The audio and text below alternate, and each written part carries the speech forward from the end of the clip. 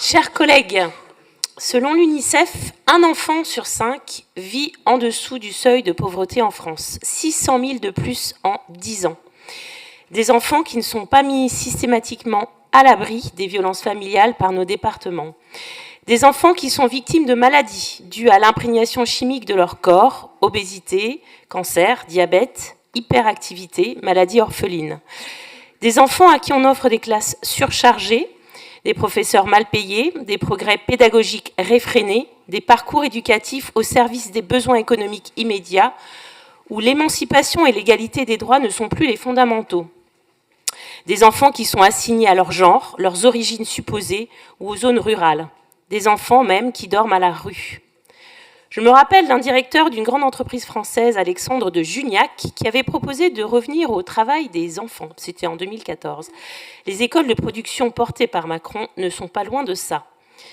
Ces mêmes enfants deviennent un jour des jeunes adultes, qui sont percutés dans leurs aspirations par la pauvreté, des emplois précaires ou dénués de sens, la précarité alimentaire, le mal logement, le creusement des inégalités, les discriminations de genre et d'origine, les crises environnementales, le bruit des bottes et le piétinement du droit international.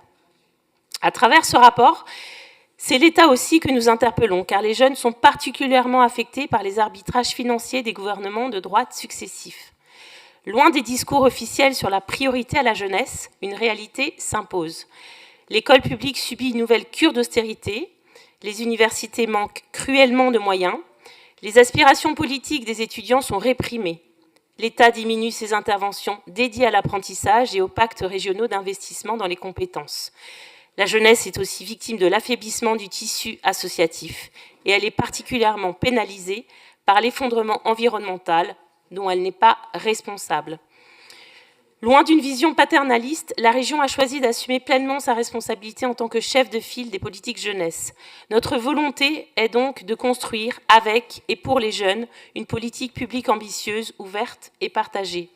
Car si nous devons apporter des solutions aux jeunes, nous, élus, sommes bien conscients et conscientes que les jeunes ont beaucoup à nous apprendre et qu'ils et elles sont les moteurs du progrès.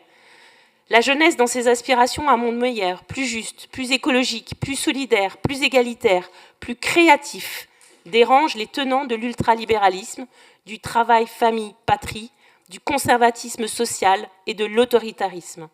Notre majorité de gauche s'honore à faire de la jeunesse une priorité et à donner du pouvoir d'agir à celles et ceux qui sont notre avenir. Merci.